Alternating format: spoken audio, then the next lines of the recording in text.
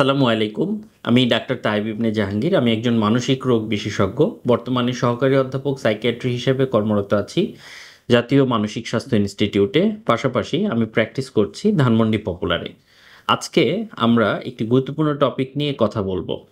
বড় বাচ্চারা কেন বিছানা ভেজায়? আপনার স্কুল পড়ুয়া বাচ্চাটি এখনও কি রাতের বেলা বিছানা ভিজিয়ে ফেলছে? এই বিষয়টি নিয়ে আপনি এবং আপনার সন্তান দুজনেই বিব্রত এবং চিন্তিত? যদি উত্তর হ্যাঁ হয়, তবে আজকের ভিডিওটি আসলে আপনার জন্য। আজ আমরা আলোচনা করব কেন বড় বাচ্চারা বিছানায় প্রস্রাব করে, এর পেছনে শারীরিক ও মানসিক কারণগুলো কি, বাবা মা হিসেবে আসলে আপনার করণীয় কি। প্রথমেই বুঝতে হবে, বিছানায় প্রস্রাব করা, যাকে ডাক্তারি ভাষায় নকটার্নাল অ্যানিউরেসিস বলা হয়, এটা কোনো রোগ নয়, বরং একটি শারীরিক বা মানসিক অবস্থার লক্ষণ। 5 বছরের পর থেকে কোনো বাচ্চা যদি সপ্তাহে 2 দিনের বেশি সময় ধরে নিয়মিত বিছানা ভেজায়, তবে সেটাকে সমস্যা হিসেবে গণ্য করা হয়। মনে রাখবেন, এর জন্য শিশু মোটেও কিন্তু দায়ী নয় এবং এটি তার নিয়ন্ত্রণের বাইরে, সে এটি কন্ট্রোল করতে পারে না।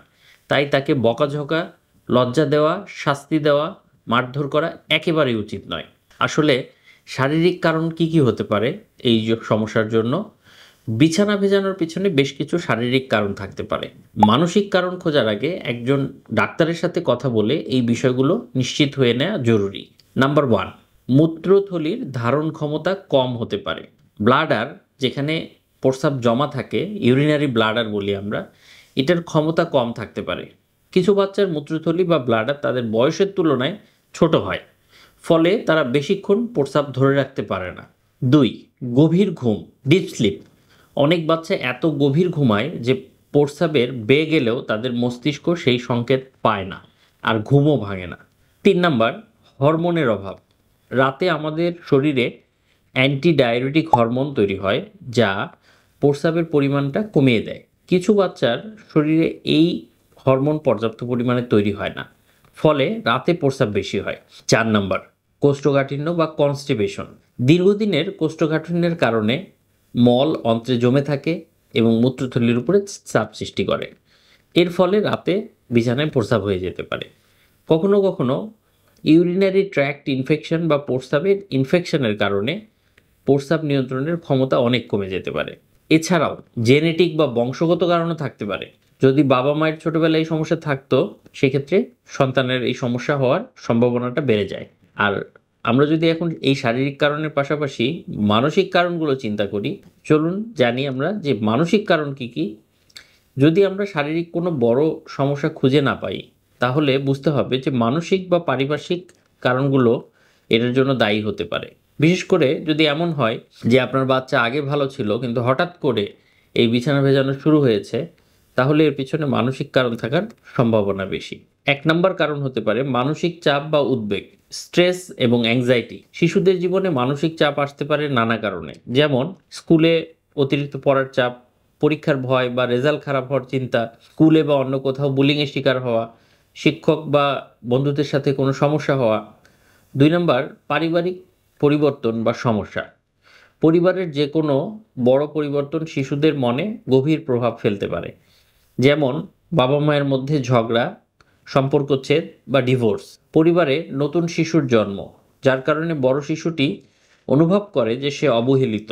বাসা পরিবর্তন করে নতুন জায়গায় যাওয়া বা নতুন স্কুলে ভর্তি হওয়া। পরিবারের কোনো সদস্যের অসুস্থতা বা মৃত্যু, এগুলো শিশুর মনে গভীরভাবে প্রভাব বিস্তার করে। 3 নাম্বার, ভয় বা মানসিক আঘাত।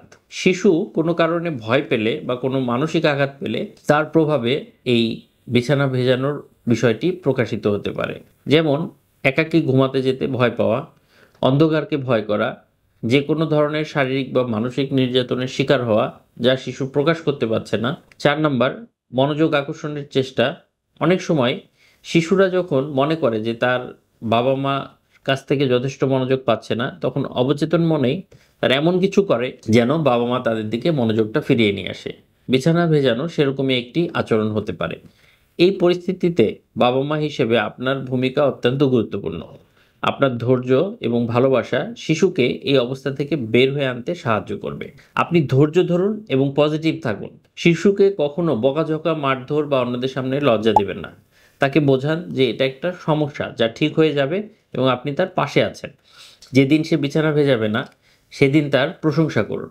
ডাক্তারের পরামর্শ নিন। প্রথম কাজ হলো একজন শিশু বিশেষজ্ঞ, ইউরোলজিস্ট, সাইকিয়াট্রিস্ট তাদের সাথে পরামর্শ করুন। শারীরিক বা মানসিক যে কারণগুলি রয়েছে সেই কারণগুলির ভিত্তিতে এটি শনাক্ত করে চিকিৎসা করতে হবে।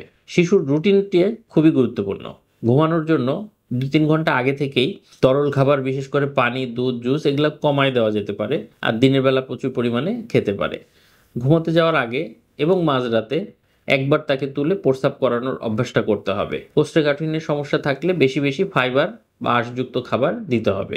শিশুর সাথে কথা বলতে হবে। শিশুর সাথে কথা বলুন। তার বন্ধু, স্কুল এবং মনের অবস্থা জানতে চান। তাকে কথা বলার জন্য একটি ভালো পরিবেশ দিন। সরাসরি জিজ্ঞেস না করে খেলার ছলে বা গল্পের মাধ্যমে তার মনের ভয় বা উদ্বেগ কারণ জানার চেষ্টা করুন। শিশুকে আশ্বস্ত করুন। তাকে বলুন যে এটা একটা সাধারণ সমস্যা এবং প্রয়োজনে তাকে বোঝানোর জন্য বলতে পারেন যে আপনার বা পরিবারের অন্য কারো ছোটবেলায় এরকম কিছুটা হতো যা পরে ঠিক হয়ে গেছে। আপনি একজন স্পেশালিস্টের পরামর্শ নিন। একজন শিশু মনোবিজ্ঞানী, কাউন্সিলর তাদের কাছ থেকে আপনি পরামর্শ নিতে দ্বিধা করবেন না। আপনার শিশুর এই প্রবলেমটি একজন সাইকিয়াট্রিস্ট খুব ভালোভাবে ম্যানেজ করতে পারবেন। মনে রাখবেন প্রতিটি শিশুই কিন্তু আলাদা। কারো এই সমস্যা তাড়াতাড়ি ঠিক হয়ে যাবে, কারো একটু বেশি সময় লাগে। আপনার ভালোবাসা, ধৈর্য, সঠিক পদক্ষেপে আপনার সন্তানকে এই বিব্রতকর পরিস্থিতি থেকে বের করে আনতে পারবে এবং তার আত্মবিশ্বাস কিন্তু ফিরিয়ে দিতে পারবে। আজকের জন্য আমরা এটুকুই। ভালো থাকবেন, সুস্থ থাকবেন। অনেক ধন্যবাদ।